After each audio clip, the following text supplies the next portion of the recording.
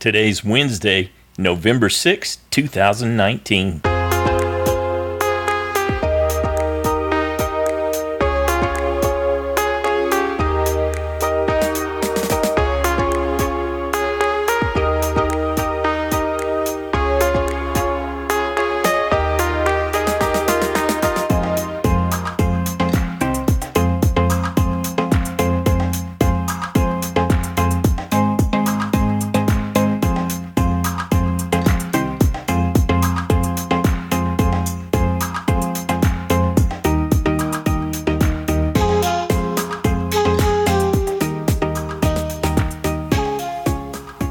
Welcome to the Survivor Fans Podcast. I'm Stacy, and this is our recap of Survivor Season 39, Island of the Idols, Week 7. This episode was titled, I Was Born at Night, But Not Last Night, and that was spoken by Boston Rob. We pick back up with Vokai on night 16 after that tribal council when Jason had just been voted out, and we see Elaine, they're sitting around the camp, and Elaine's explaining, she tells us, to the sour grapes, but she can tell that they are very butthurt.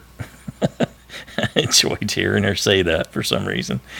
Okay, and we see the clip from Next Time on Survivor where Lauren says to Missy, I feel so betrayed by you. And then Missy has a really interesting discussion with her where she's trying to reconcile a little bit, or at least calm her down. And so Missy's talking to Lauren. She says, look, no girl's gone home since the swap, right? That's true. Just Tom and Jason so far. And then she tells her, you are my connection to the other women in Lairo, and I need you for my game. So Lauren tells us she's not sure she believes it. How can she believe anything at this point? Which is true, but how can you believe anything overall in the scope of it? That's why you get so worn out, I'm sure, while you're out there. That's another reason you get so worn out while you're out there, is that you can't trust anything anyone tells you.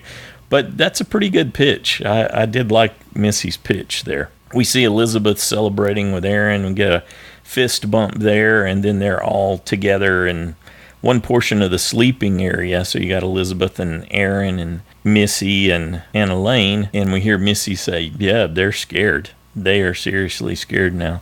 And then we cut to a confessional with Aaron, and where he's telling us they're going to come begging us now because we flipped the script on them.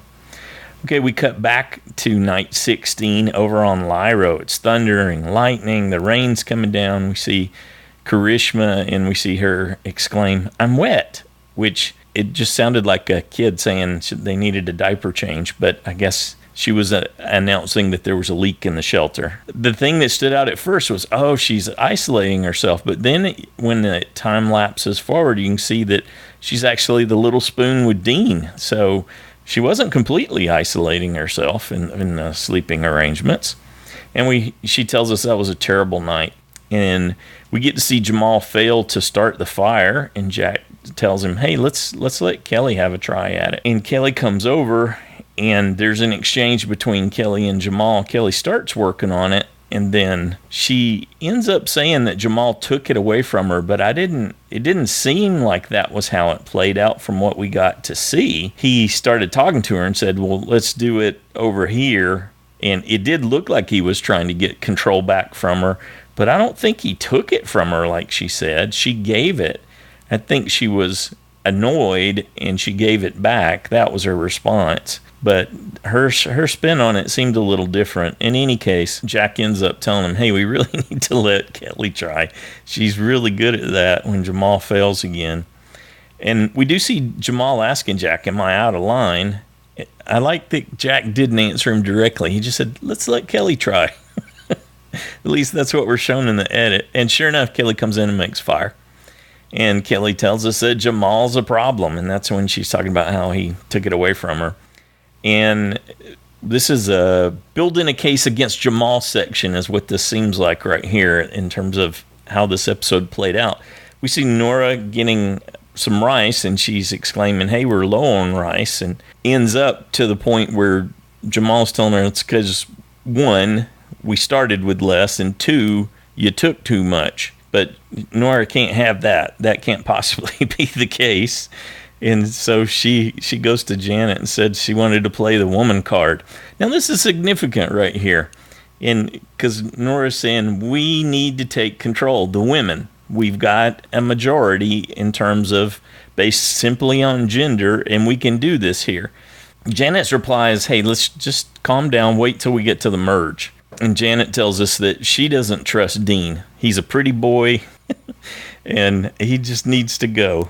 And they've got Karishma with them, so we don't need to do anything against Jamal, Noura, is what Janet was saying there. Okay, and the boat shows up because it's time for someone from Lairo to go to Island of the Idols, and we find out that it's Janet, and she exclaims that she's scared. Man, she has a very unfortunate cry face, if that was a real cry that she was putting on there. It didn't seem all that believable, but I do believe that she was anxious about the whole thing. To the point of crying, that seemed out of character with her. Janet tells us that she's really scared due to just simply going to the Island of the Idols. The result of that puts a target on your back. And then she gets to meet Boston Rob and Sandra, and things get a little better. And Rob tells her that the lesson this week is all about calculated risks and the need for thinking ahead in the game of Survivor and not being focused on just the now.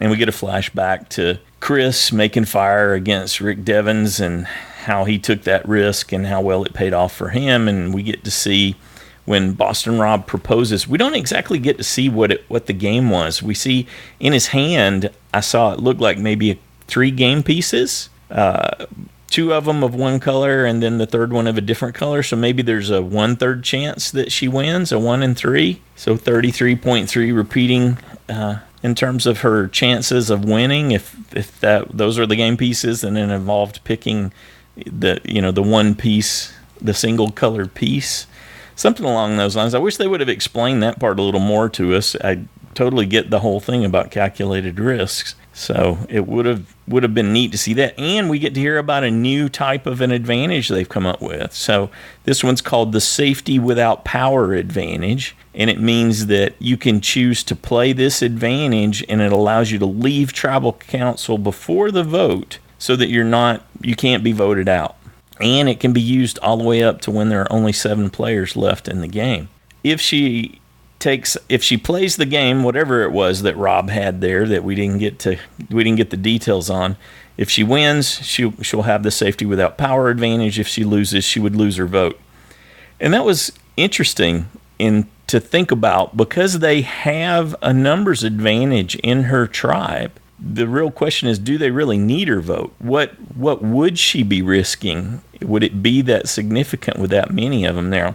Certainly there are cases where that's possible, but with such a huge advantage, 5-2, that would have been terribly tempting to me. And we do get to see Janet taking some time. She's one of the first people to actually give it any thoughtful consideration on the parameters of the game and what's there. She does seem to be weighing the risks really well, and then she opts not to play, and that delights Boston Rob, because he tells her, hey, you really understood this lesson, and you're also the first one to say no. And Sandra tells us that she believes that the winner this season's going to be a female, and she tries to get Boston Rob to take a 2-to-1 bet on that. And that's when we get the title of the episode where he said, well, I was born at night, but not last night. So he's not going to take her up on that. And I guess the translation is he thinks it could very well be a female winner this season too. And then Sandra goes on to add that Janet's has the makings of a winner, and she tells us that we need an older winner. Okay, we're back at Lairo on day 17, and we get to see Janet flash the tribe as she's returning in the boat. I did not see that coming at all. That was not within the character I had in mind for her, so that was quite the surprise. Yeah, she blindsided with that when she pulled her top up. Good grief. Kellee tells us that it's nerve-wracking every time someone goes to Island of the Idols, and she's just hoping that the stories sync up. And I'm thinking, well, great, maybe we'll get to see another good segment of some people who have been now that get to talk, because you got Noura and now Janet and Kellee who've all been out there. So there's the potential coming up, I'm thinking, as I'm watching this, for seeing to get a little more insight into how this has been set up. And then we get to see Janet give her explanation of where basically the lie that she made up for how she was presented with a challenge and then she chose not to take it. And Kellee tells us that she's happy with the choice that Janet made, and she doesn't feel that she's in jeopardy because of the way Janet managed the explanation upon her return. Unfortunately, we don't get to see any discussion between the three of them in regards to Island of the Idols and what that means, and to, some more insight into how that all played out and how that did or did not bond them in any way. And if you're not careful, it's easy to forget that and overlook it because it just flows right past it. Okay, cut to the Vokai camp on night 17, and we can see that there's some folks sleeping in shelter, and there's a guy, and you can see him like throw his arm over. I don't know if he's throwing his leg over at that point, and you got to think, Handsy Dan's at it again. So we get that segment, and then we get to see Tommy, Missy, Lauren, and Elizabeth, and they're basically bonding over their discussion of how weird it is how Dan does this. And Missy and Lauren and Elizabeth are all taking turns demonstrating how inappropriate and weird Dan's choices are for touching people while they're sleeping. So, and basically it's Dan's weird, and we're having a bonding moment over the fact that Dan's weird. And then we get to see Lauren and Tommy talking together, and they're at the chickens, and Tommy says, hey, there's a red one like me, and Lauren says, yeah, there's a black one like me. Which one are we going to kill? Oh, the one that's like Dan. Yeah, that's the one. And we get to see them hatching their plan, which is, hey, we got to throw Dan under the bus. We got to get him. We got to keep them from being focused on taking us out. They know we're close. I guess they didn't withhold that in any way. So they need to get them to focus on Dan as the target and not Lauren or Tommy. I liked where Lauren was talking to Tommy, and she was reading his face, and she said, I could see it on your face. You need to turn it off. You're really amped up and concerned about this, and we really just need to make Dan the play. And we get to see them. Tommy goes to Aaron, and he says, hey, Dan came to me and said he wanted to vote you out. And then we see him telling, I think it was Elaine, and then we see Tommy and Lauren together pitching the same story to Missy, but Missy she's like always on, very super perceptive, and she said, no, I'm not buying this at all. I understand what's going on. And then we get to see Missy talking to Elizabeth about this topic, and she tells Elizabeth, look, Dan's irrelevant in the context of this. What we really need to do is take Tommy away from Lauren, and then she won't have that safety blanket, and then we'll have a number there. So that was really interesting, watching that exchange between Missy and Elizabeth and seeing how sharp Missy was on picking up on what was going on there. The game gets played at such a high level now that obvious things like the plan that Lauren and Tommy were trying to execute there just don't resonate with people who are on guard, who have situational awareness. When you see a player with Missy's skills, it's scary how good they can be, and then how much trickier you have to be in your game to compensate for something like that. And this exchange where you saw Missy talking about there's two really good examples of this, and it really, so it starts as Island of the Idols. You get Boston Rob talking about the need to take calculated risks, to be thinking ahead, further ahead in the game.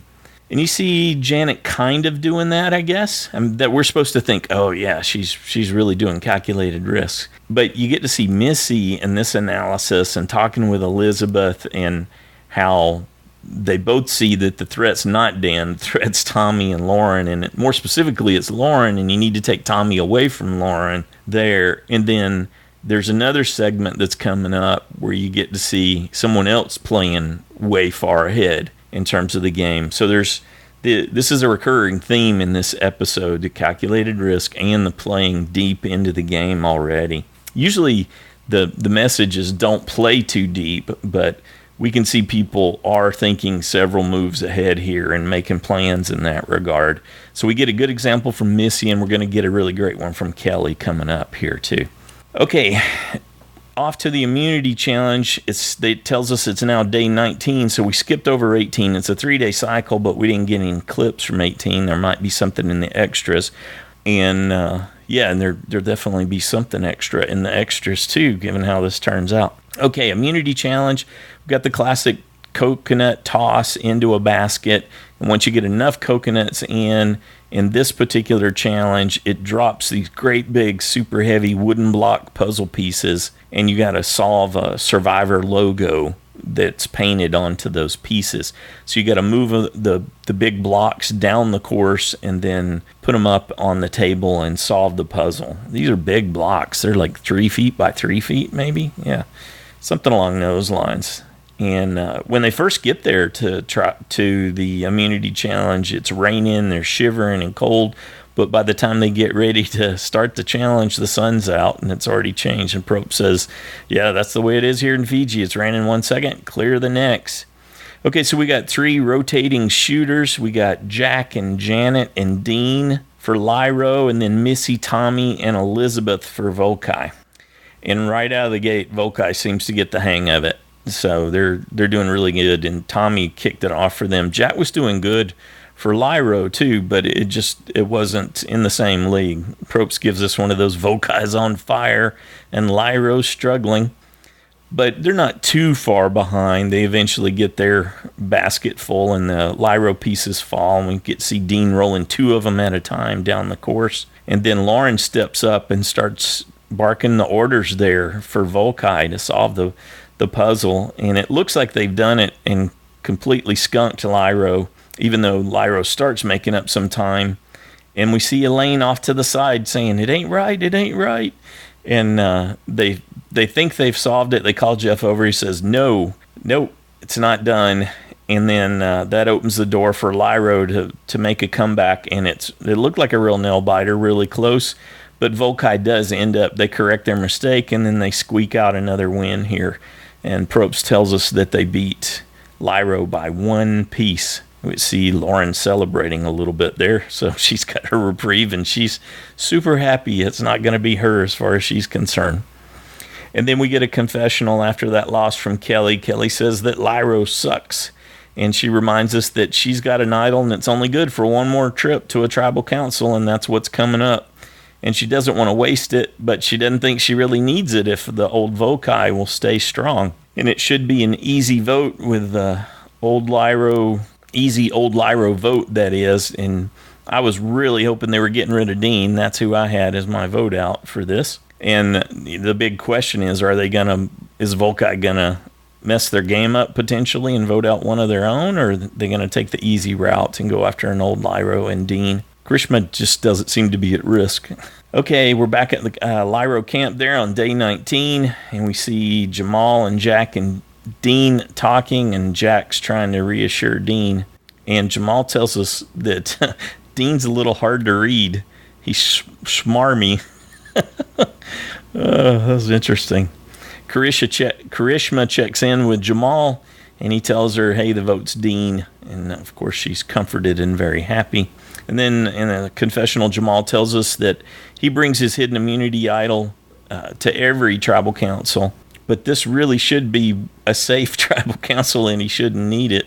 And we see him talking to Noura and congratulating her on making the merge. As long as they stick together, this should be a really simple vote, and they're expecting the merge to be up next. When we see the segment where Jack is sitting down at camp and talking to Dean and Jamal, we see Jack tell Dean that Noura's 100% who he's thinking.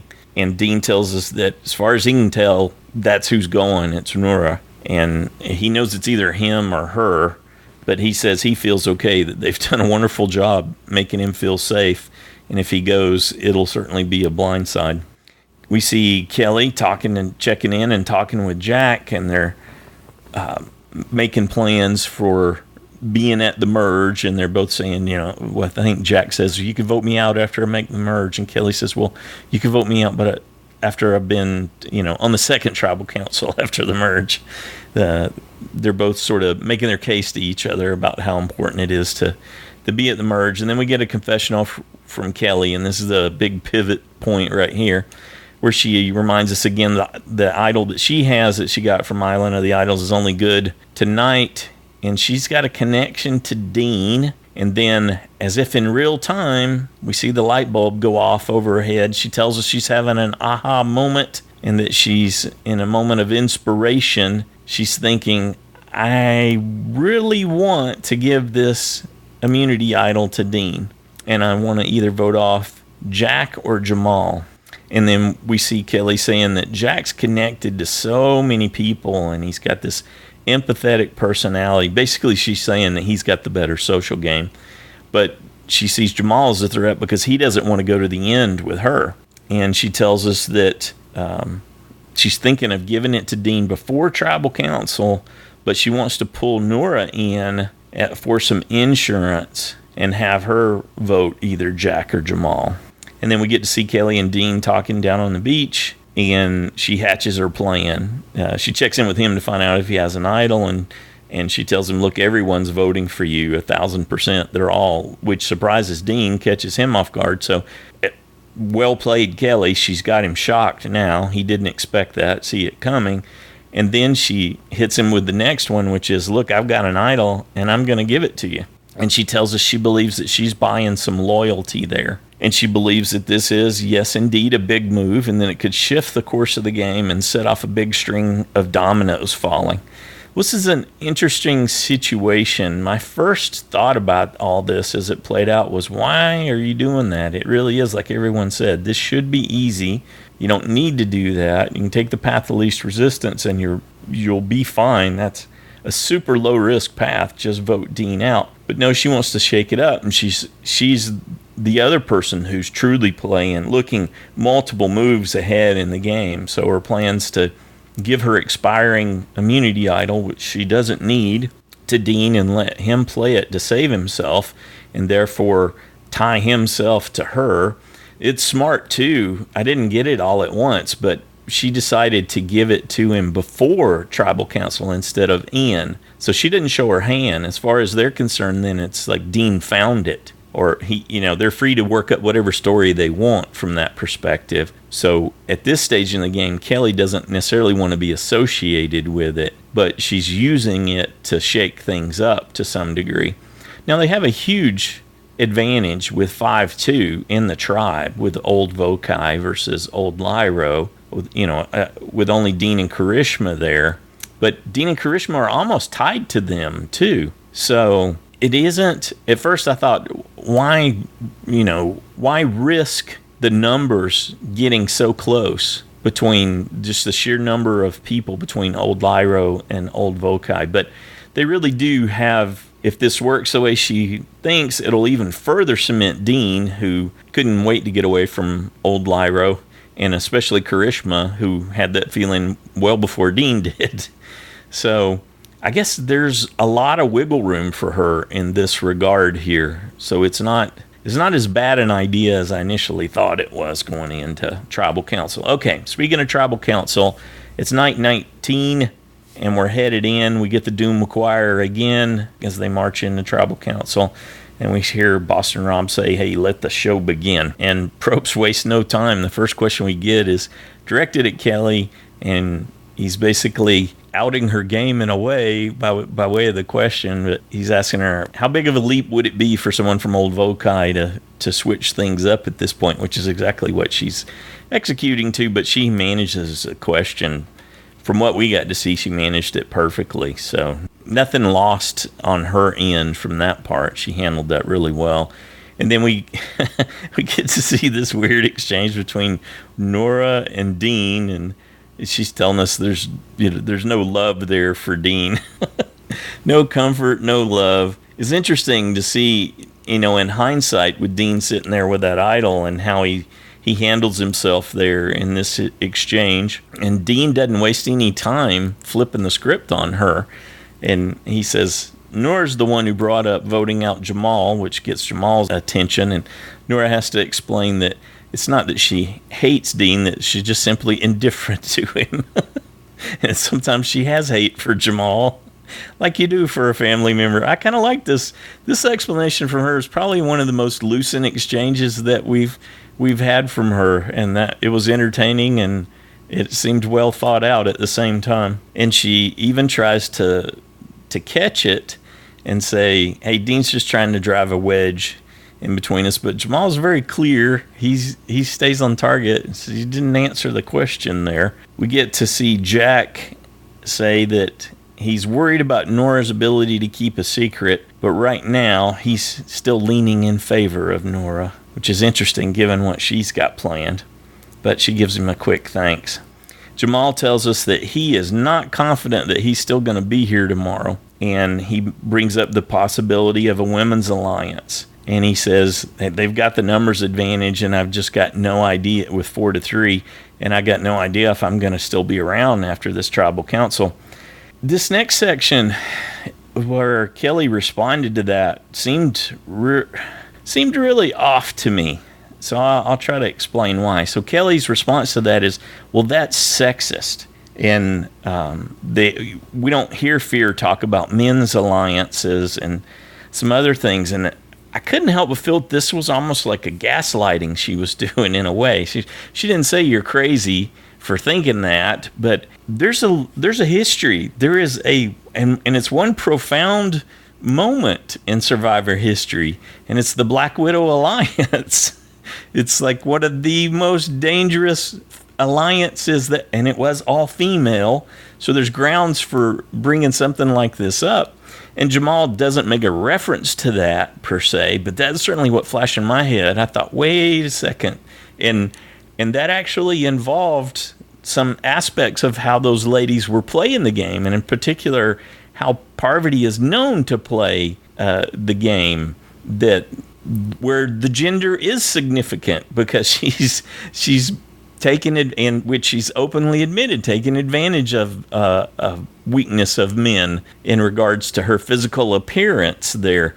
And so all the smokescreen that Kellee was throwing up, or I guess it was supposed to be this real lucid argument about how that wasn't fair to make it gender-based. And it goes on, and supposedly they get Jamal to rethink it. But I couldn't let go of the fact, it's like, wait a second, there's some really important reasons. And Jamal even says, Jeff, please ask Noura if she has proposed an all-women's alliance, so that he doesn't...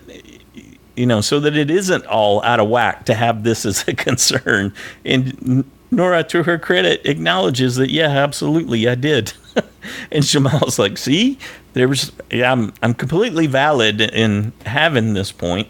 But it ends up being a lean in, Me Too kind of movement. And we get the classic references to how Survivor is a microcosm, which it truly is. And all these things are valid, and it sounds like they had some good discussion, but I never thought Jamal was wrong in this regard at all. And again, go back to what happened to Eric Reichenbach and go back to the Black Widow Alliance, and there's reason for you to have fear, and there's cause for this. It isn't unfounded in any way. Now, you can overuse it, and we do talk about it a lot, but we end up talking about it more because we don't get the follow-through. And Kellee even acknowledged that. She said, more times than not, these things don't work. They don't work more than there's actually a case of why you should be afraid. And that's valid. It's certainly the case, but that's also why we end up talking about it, because it doesn't really matter what gives you the advantage, gives you the majority. Maybe it is gender-based, and maybe it's because you all like the same band. None of that is significant. And her response seemed like it was off base. It was just off target to me. I look forward to hearing what some other people say that have different perspective for sure, because there's maybe there was something about it that I missed. But I thought she might have even been using it to throw him off. I got to believe that she's that skilled at what she's doing, given the level of gameplay that she's exhibiting right now, that's actually the case. You could take advantage of the fact that, although it's not necessarily the case with Jamal, because he tells us he works at a women's college, so and we end up having that great moment where he's saying, hey, I'm really proud of how you guys are all managing this and how you're explaining it, and that you're able to do that. And so there's a lot of goodness. You could tell it touched Probst too, because he's a little sad that they even have to vote someone off when he could see what was being demonstrated there in tribal council and the support for each other. It's just, I couldn't shake the feeling that she was wrong to begin with, especially since there was talk of a women's alliance.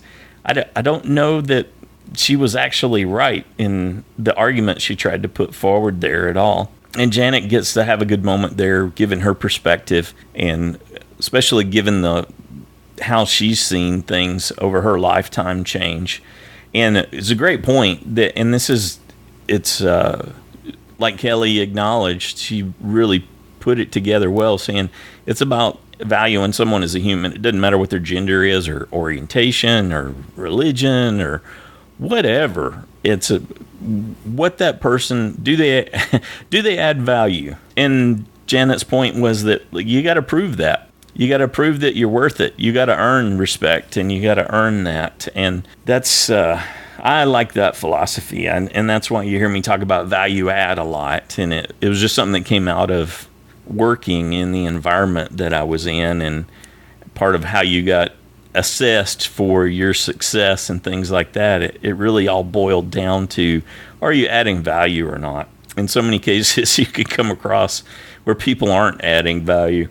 But that was I really like Janet's summary of it all. It just seemed like it got off on the wrong foot with how Kellee did that. But in any case, all right, well said, Janet, Kellee says, and we're moving on.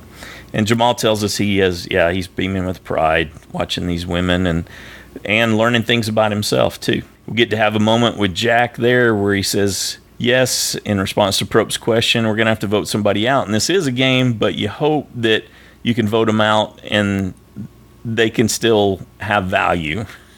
And you can still value each other and acknowledge that this is happening in the context of the game, in addition to the connections and the relationships that they were building there, which is a great point too. That we always like that more when you see someone who could put the game in perspective that doesn't get too caught up. It's easy to get emotional, and because of the stakes, obviously, the life-changing event that you're competing for there, and how you're having to manage yourself in this pressure cooker simulation of a bigger society that's happening in this time-compressed environment, high stress. So I like Jack's summary there. And Kellee says, yep, she certainly hoped that'll be the case too, but it gets tougher and tougher as we go further into the game, which is always the case. You're making these deals and relationships, and then you're having to break deals, and that can end up busting up relationships if people can't get things in perspective.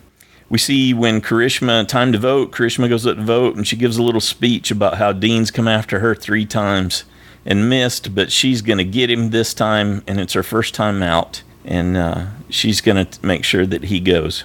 Okay, when Jeff asks for idols, Dean does indeed pop out the idol that he got from Kellee. And that was interesting to see Noura's response to that when Dean's taking that up to Jeff.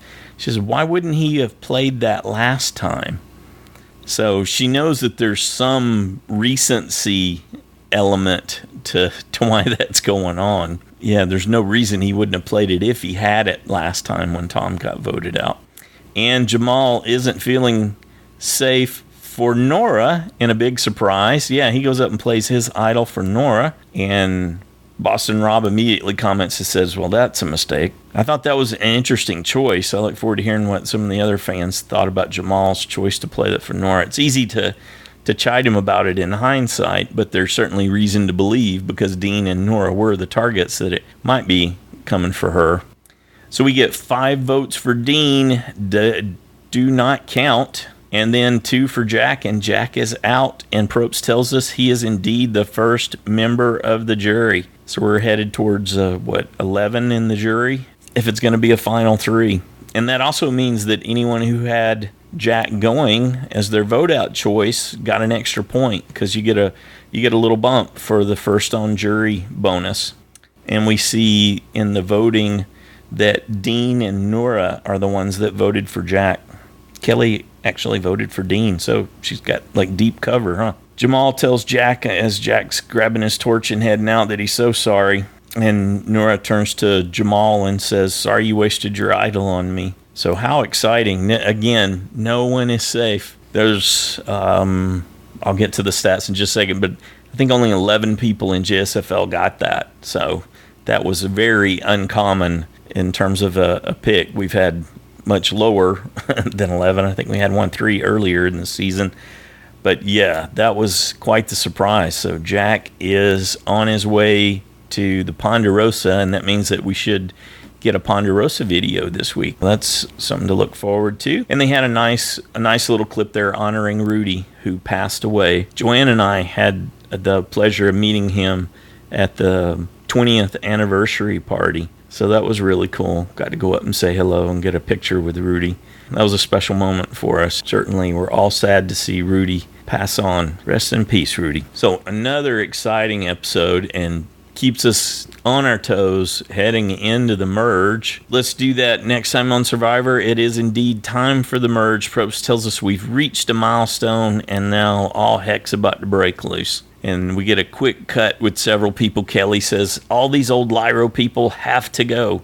Well, that would be the simple, easy thing to do, but we know that she's hard at work and potentially going in a different direction there. She wants to keep Dean around and use his vote, I'm sure. We see Tommy talking to Aaron and saying that he wants Kellee out. And Elaine is talking to Dan and telling Dan, hey, the plan is to vote you out. And then it goes to Lauren talking to Missy and saying, Missy, the plan is to vote you out. And Missy tells us, I can't go out like a punk. I think she's very concerned with the appearances and how things look there. So, yeah, that's exciting. We're heading into the merge. The game's going to change. It really kicks into gear at the merge. And that also means that after that upcoming episode, if you've been considering changing your USB, the Ultimate Survivor bonus choice that you made before the season started, so after this merge episode, you'll have the opportunity to do that. So it's not this week. It'll be after the merge episode airs. There's a window of opportunity for you to change your mind. If your USB is still in the game, you could choose to lose some points, but actually switch to someone else that you think has a better chance of winning. So instead of the original 24 points, you could end up with 10 points, right? So you got to give up 14 to make that change. If you're like me and Joanne and a bunch of other people and your USB choice has already been voted out, well, you get to make another choice. So you get a fresh start, but this time it's only going to be worth 5 points. Those could be 5 very important points in a close game. So you want to start thinking about that, but it's not something you have to take action on right now. If you're confused or it's days from when you originally heard me say this and you can't quite remember, there's a link to the rules on the webpage, and you can go look at the JSFL rules and read through it, and it explains that down there in the USB section. We're headed towards the merge. Not quite there yet, but I want you to start thinking about, hey, do I need to change? Am I going to stick with my original person who's still in the game for the whole 24 points? You got that sunk cost bias. It can be awfully hard to switch away. Maybe you chose Dan as an extreme example, or Karishma or Noura as an extreme example, and you're thinking there's no way any of these 3 are going to win. I got to pick someone else. In that situation, you can change your USB, but it's going to cost you 14 points to do that, potential points, right? So you can get a total of 10 after making the change. I'll be making another choice, and it'll give me an opportunity to pick up 5 points at the very end if that person ends up winning. Okay, let's do a JSFL update. We've got one person in first after that episode, and that's Dina from Illinois. Congrats, Dina. Good job. And the number of people who lost their USB this week was 8. So 8 people had Jack as their winning choice. So those 8 folks will be able to make a new choice in a couple weeks, and it'll be worth 5 points. The number of people who lost a save point this week, 95. See, almost a third of the players thought he was safe this week. And the number of people who earned a vote-off point, which was actually worth 2 points this week, because that's, like I mentioned, that's the first on jury bonus, was 11. So we had 11 folks get that correct. Let's go on to the side challenge. Had an interesting development here. We have 2 people in first now. So we've got Cold Mike and Justin are tied for first with 29 points in the JSFL side challenge. Justin was one of those 11 that got. So we ended up with 6 points this week. Congrats there, Justin. That was a big shift. Yeah, that was huge. You went from close to the bottom to all the way to tied at the top. Good job. And then Randy, Rebecca, and myself are in second place with 28 points. Jay Kindred, Jeremiah, Brandon A., and Parker are in third with 27 points. And then James G., Jonathan is awesome, Slappy, Carolyn, Chris, and Jack are in fourth with 26 points. And Drew got some company in the basement as Carl R. dropped down into the basement. 25 points for Carl and Drew in the side challenge. What a great episode headed into the merge, which will be exciting in itself because of all that just comes with the merge as the game changes gear and we go to individual immunity. What a treat to get this one too. I was thinking we might hit a lull after how good last week was, but no, it's just jam-packed again. Fantastic from my perspective. Of course, now is the time when I want to turn it over to you guys. So come Saturday, we do the listener feedback show. And that's when we turn it over to the super fans, and you can call in, or you can record your own audio, or you could write it up and send it in an email and send it in and share your thoughts about what's going on in the context of the game right now. How do you think people are set up going into the merge? What did you think about this specific sequence of events here? Now, I've done the recap, so you don't need to spend any of your time or effort on that. I've got all the big broad strokes and included some of my thoughts, especially about that how that went down in tribal council, that I'm looking forward to hearing from some of you regarding what you thought about what Kellee said and if it was valid or not, or what the significance of it was. Was that gamesmanship by her, or was she trying to make a real point? Did you see that as sexist the way she presented it, or? Yeah. Anyway, I look forward to some more discussion, as well as just how you think your favorites are doing in the game.